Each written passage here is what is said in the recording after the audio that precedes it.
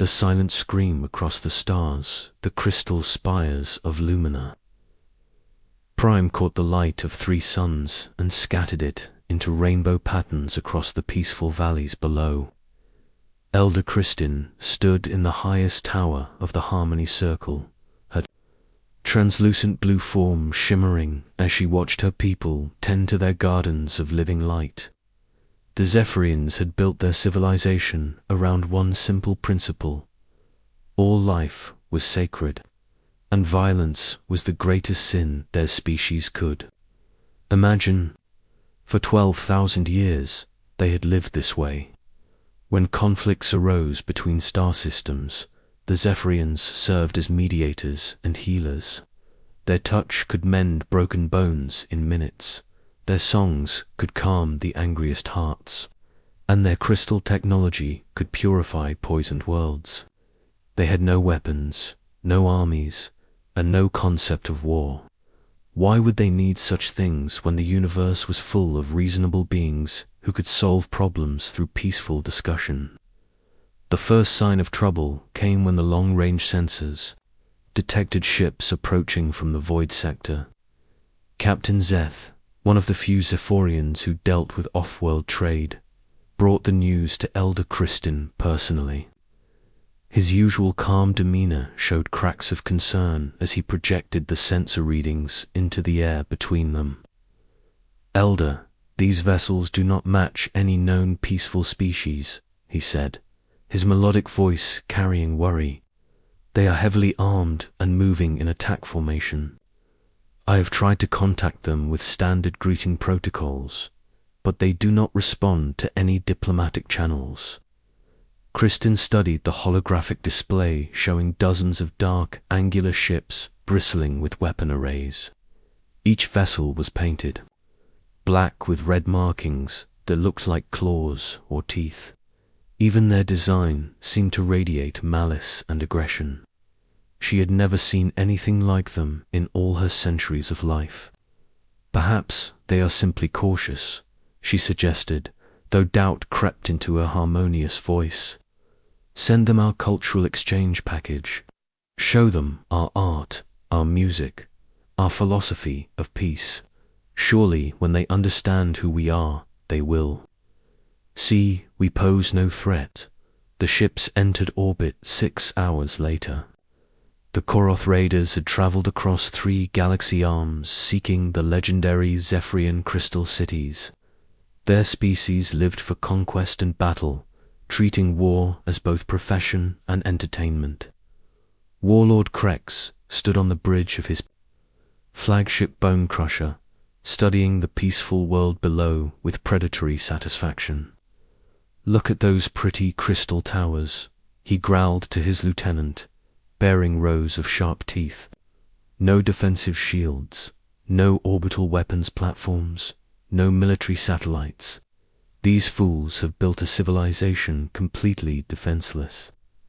This will be the easiest conquest in Koroth history." The first bombardment began without warning. Plasma cannons designed to crack asteroid shells focused their fury on the crystal spires of the capital city. The Zephyrians had never imagined such violence was possible. Their beautiful towers, grown over millennia through careful cultivation, shattered in seconds. The living crystal died with sounds like screaming that only sensitive beings could hear. Kristin felt each death as physical pain. The Zephorians were connected through something they called the Harmony, a psychic link that allowed them to share emotions and thoughts. As her people died, their terror and confusion flooded through her mind. For the first time in her long life, she experienced the raw emotion that other species called hatred. "Why?" she whispered as another district of her city burned. "We have done nothing to anger them. We have harmed no one." The Korath dropships landed in the ruins, disgorging troops in powered armor who began systematically hunting down survivors. They did not want prisoners or slaves. This was sport to them, a chance to test their weapons against beings who could not fight back. Some of the younger Korath warriors competed to see who could kill the most Zephyrians in the shortest time. Dr. Vex, a Zephyrian scientist who studied galactic communications, managed to reach the central transmission array before the raiders found him. His 4 arms worked frantically at the crystal controls, trying to send word to anyone who might help. The nearest Galactic Council peacekeeping force was weeks away, but perhaps someone closer would hear their desperate call. This is Dr. Vex of the Zephyrian people on Lumina Prime. He broadcast on all emergency frequencies. We are under attack by unknown raiders. Our cities are burning. Our people are dying. We have no weapons, no way to defend ourselves. If anyone can hear this message, please help us. We are a peaceful species. We have never harmed anyone. Please, someone help us before we are all dead. The message repeated automatically as Vex fled deeper into the crystal caverns beneath the city. Above him, the sounds of destruction grew closer. Korath warriors had found the entrance and were blasting their way down toward the transmission chamber. 12 light-years away, Captain Sarah Chen was monitoring deep space communications aboard the human vessel New Shanghai. The exploration ship was part of a small fleet conducting surveys in the Outer Rim territories. Humanity had been exploring space for only 2 centuries, but they had already established a reputation as effective mediators and reliable allies. Sarah was reviewing routine traffic reports when the desperate Zephyrian transmission cut through. The normal background chatter, the translation software took a moment to process the alien language, but when the words appeared on her screen, she felt her blood turn cold. She had studied the Zephyrians during her xenobiology training. They were known throughout the galaxy as healers and peacekeepers, beings so gentle they could not even harm plants unnecessarily. Bridged to Admiral Steele, she called over the ship's communication system. "Sir, we have an emergency situation. The Zephyrians are under attack." Admiral Marcus Steele arrived on the communication deck within minutes. He was a veteran of humanity's early conflicts with hostile alien species, a man who had learned that sometimes the only way to protect peace was to be prepared for war. His weathered face showed no emotion as he listened to the repeated distress call, but Sarah could see anger building in his dark eyes. "How far to their location?" he asked. 18 hours at maximum speed, sir," the navigation officer replied. "But Admiral, we only have 3 ships in this sector. Intelligence reports suggest the attackers might have a significant fleet." Steele walked to the tactical display and studied the information they had about the Zephyrian system. The peaceful aliens had never built military installations or defensive networks. They had trusted that their reputation for healing and diplomacy would protect them from aggression. That trust was now getting them killed. "Send a message to Earth Command," Steele ordered. "Tell them we have a code, Black Humanitarian Crisis. Peaceful alien species under attack by unknown hostiles. Request immediate military support, sir." Lieutenant Commander Park spoke up from the tactical station. "Even if Earth authorizes a response, the nearest battle group is 4 days away. These people don't have 4 days." Steele closed his eyes and made a decision that would either save thousands of innocent lives or destroy his career. Earth's military doctrine was clear about unauthorized military action in foreign systems, but it was equally clear about humanity's duty to protect peaceful species from genocide. "All ships, this is Admiral Steele," he announced over the fleet. "Communication network. We are changing course for the Lumina Prime system. We have refugees who need immediate assistance. All crew members who object to this mission on legal grounds are free to file complaints when we return to Earth. The response was immediate and unanimous. Every human on the 3 ships volunteered to help save the Zephyrians. They had heard the desperation in the alien transmission, and something in the human genetic code refused to let innocents die while they stood by and watched. As the small human fleet changed course toward Lumina Prime, Sarah continued monitoring the Zephyr emergency broadcasts. The messages were becoming weaker and less frequent as the raiders destroyed more communication equipment. The latest transmission came from Elder Kristen herself, speaking in a voice filled with sorrow and fading hope. To anyone who can hear this message, I am Elder Kristen of the Zephyrian people. Our beautiful world is dying. The raiders have taken 7 of our 12 cities. Millions of my people have been killed, and the survivors are hiding in caves and ruins. We do not understand why this is happening to us. We have spent our entire civilization trying to bring peace and healing to the galaxy. Why would anyone want to destroy us? Her voice broke with emotion that Sarah could feel across the language barrier.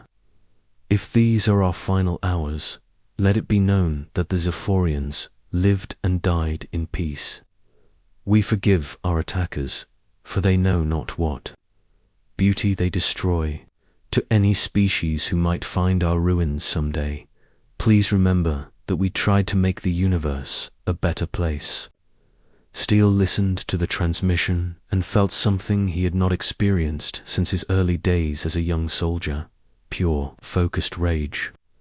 These raiders were not just killing people, they were destroying something irreplaceable. The Z represented everything humanity aspired to become: wise, peaceful, dedicated to helping others. Letting them die would be a sin against the very concept of civilization. Asterisk. The reply came back within an hour. Admiral Steele, you are authorized to use any means necessary to protect innocent life. Battle Group Titan is en route to your position. Estimated arrival, 16 hours. Earth stands with you. Steele allowed himself a small smile. Earth's politicians might argue about military spending and territorial disputes, but when innocent beings needed protection, humanity spoke with one voice. The peaceful Zephyrians would not die alone. Across the solar system, alarms sounded on every human military vessel. The largest fleet in human history began assembling: 500 warships, from massive dreadnoughts to fast attack cruisers, all converging on a single destination. For the first time since the founding of the Terran Federation, Earth's children were going to war not for territory or resources, but for the simple principle that peaceful species had the right to exist. The Deathworlders were coming to answer the call for help. Asterisk. When Earth's children come to water space around Lumina Prime, erupted in brilliant flashes of light as 500 human warships dropped out of hyperspace in perfect formation. The massive fleet arranged itself in a 3-dimensional web around the planet, each ship taking its predetermined position with the precision that only came from years of training and coordination. At the center of the formation, Admiral Steele's flagship Terran Resolve broadcast a single message on all frequencies. Korath Fleet, this is Admiral Marcus Steele of the Terran Federation. You are committing genocide against a peaceful species. Stand down immediately and prepare to be boarded, or face the full consequences of your actions. On the bridge of the Bone Crusher, Warlord Krex stared at the tactical display in disbelief. His 40-ship raiding fleet was suddenly surrounded by a force more than 10 times their size. The human vessels were smaller than his heavy cruisers, but there were so many of them that they blocked out the stars. He had never heard of this Terran Federation, and their ship designs were completely unfamiliar. Who are these humans? He snarled at his intelligence officer. Why do they care about these crystal weaklings? Unknown, warlord, the officer replied nervously. These beings are not in our database, but their formation suggests advanced military doctrine. They have positioned themselves to prevent our escape while maintaining clear firing lanes. Krex bared his teeth in what his species considered a smile. The Korath had conquered 17 star systems by being more violent and ruthless than anyone they encountered. These newcomers might have superior numbers, but Korath warriors feared nothing that lived. Open fire, he commanded. Show these humans what happens when they interfere with Korath business. The raider fleet launched a coordinated barrage of plasma missiles and energy beams at the nearest human ships. The weapons had been designed to crack open heavily armored fortress worlds, and they struck the human vessels with enough force to vaporize mountains. But the human ships did not die as expected. Instead of static energy shields that most species used, the human vessels employed rotating defensive barriers that dispersed incoming fire across multiple angles. What energy did penetrate was absorbed by armor plating made from materials the Korath had never encountered. The human fleet absorbed the entire attack with minimal damage and responded with weapons that defied conventional understanding, rather than energy-based armaments. The humans fired solid projectiles at velocities that approached light speed. The kinetic rounds punched through Korath shields, as if they did not exist, and struck armor plating with the force of small meteors. 3 raider ships exploded in the first volley, their hulls simply unable to contain the massive energy transfers from the impacts. Impossible, Krix roared, as more of his ships took critical damage. How are they penetrating our shields? How are simple metal projectiles moving so fast? What the Korath could not understand was that human weapons were designed around a fundamental principle learned from millions of years of evolution on a deadly world. Earth's creatures did not rely on energy fields or technological tricks to survive. They used speed, precision, and overwhelming force to bring down prey larger than themselves.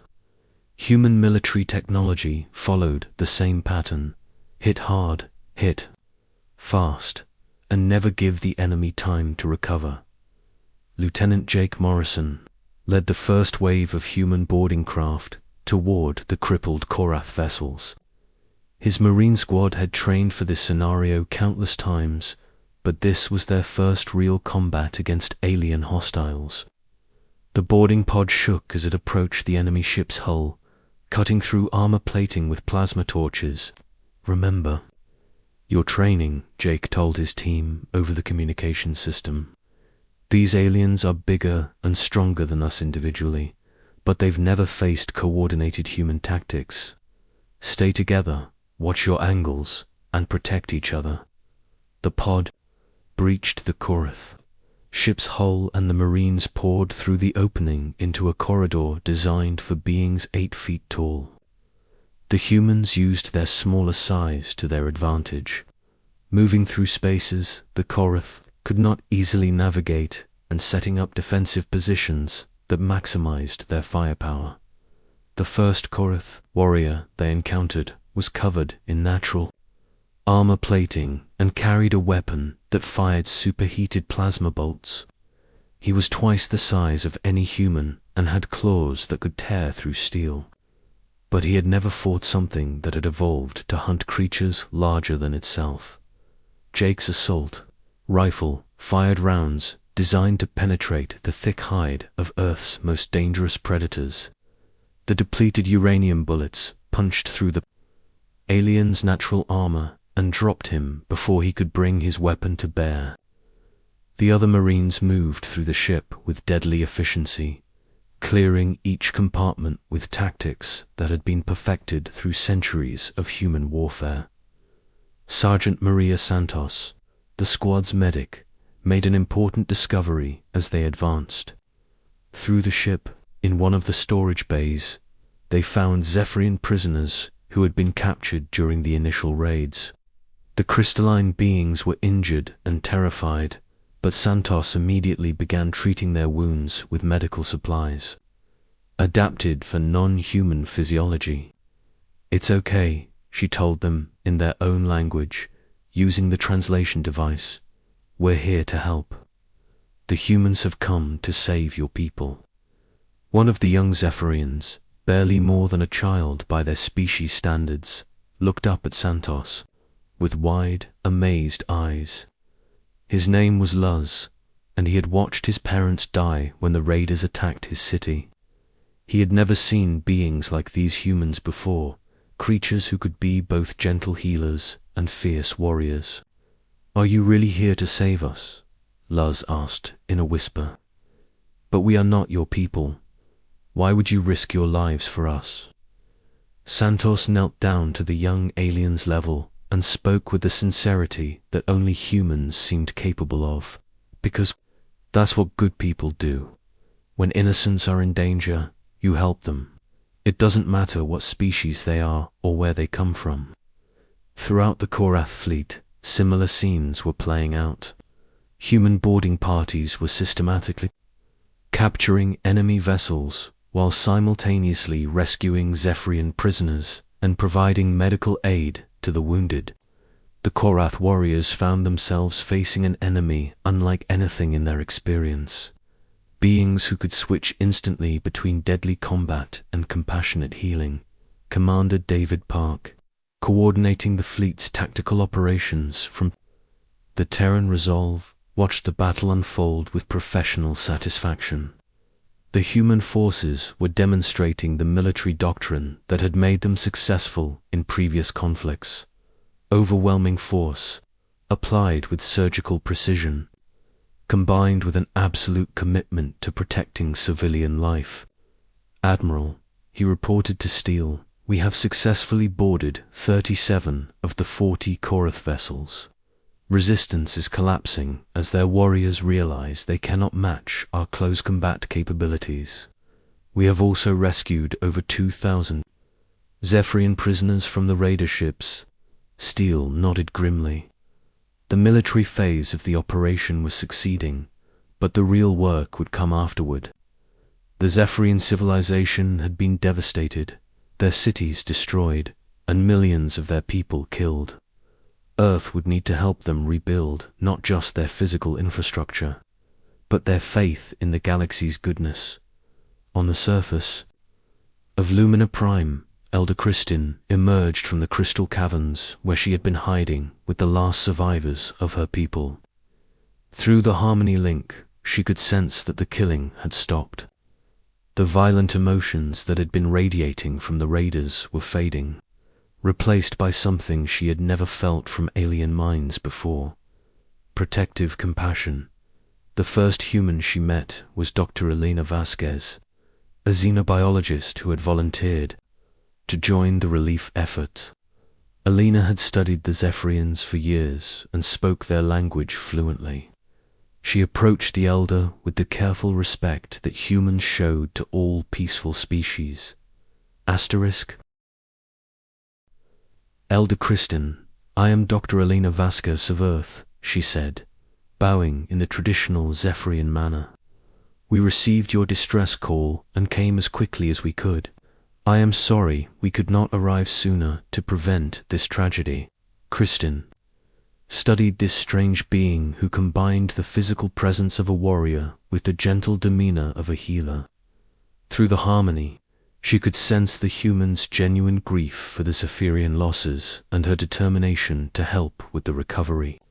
"You came from across the galaxy to save people you had never met," Kristin said with wonder. "Your species fights with the fury of demons, yet shows mercy to enemies and compassion to strangers. I do not understand how such contradictions can exist in one people." Elena smiled with the complex expression that humans use to convey multiple emotions simultaneously. "We learned long ago that sometimes you have to be willing to fight monsters in order to protect innocence. Our world taught us that strength without compassion leads to tyranny, but compassion without strength leads to the death of everything good. Above them, the human fleet was already beginning the massive logistical operation of providing aid to the devastated planet. Medical ships descended from orbit, carrying supplies and personnel trained in treating non-human species. Engineering vessels began the careful work of clearing rubble and preparing sites for temporary shelters. Agricultural ships brought food supplies until the Zephyrians could restore their own farming systems. Warlord Krex, now a prisoner aboard the Terran Resolve, demanded to speak with Admiral Steele. The Korath leader could not understand what had happened to his supposedly invincible fleet. His people had built their entire culture around the belief that violence and cruelty were the ultimate sources of power. "Your species makes no sense," he growled at Steele through the cell's force field. "You fight like berserkers, but show mercy. Two defeated enemies. You risk your lives for aliens you barely know. Such behavior is weakness, yet you defeated us easily. Explain this contradiction." Steele looked at the alien with the steady gaze of someone who had seen too much war and made peace with its necessity. "You think strength comes from hurting those weaker than yourself. We learned that real strength comes from protecting those who cannot protect themselves. You fight for sport and conquest. We fight so that peaceful beings like the Zephyrians can continue to exist." In the weeks that followed, the human fleet remained in the Lumina Prime system as the Zephyrians began to rebuild their civilization. Human engineers worked alongside Zephyrian crystal growers to design new cities that combined both species' technologies. Medical personnel collaborated to develop healing techniques that merged human surgical precision with Zephyrian regenerative abilities. Young Luz became something of a mascot for the human relief workers, his natural curiosity helping him overcome the trauma of the attacks. He spent hours asking questions about Earth and human society, trying to understand these remarkable beings who had saved his people. "Dr. Alina," he asked one day as they walked through the growing reconstruction site, "will humans always help other species when they are in trouble?" Alina looked at the young Zephyrian and saw hope for the future in his bright, intelligent eyes. Around them, members of two completely different species were working together to create something beautiful from the ruins of tragedy. "As long as humans exist," she promised, "peaceful species will never face extinction alone. That's who we are. That's what we do." The Zephyrian Elder Council met in their temporary chambers to discuss the formal alliance that Earth had proposed. For a species that had never known war, the concept of military protection was difficult to understand. But they had learned that the galaxy contained evil beings who could not be reasoned with or converted through kindness.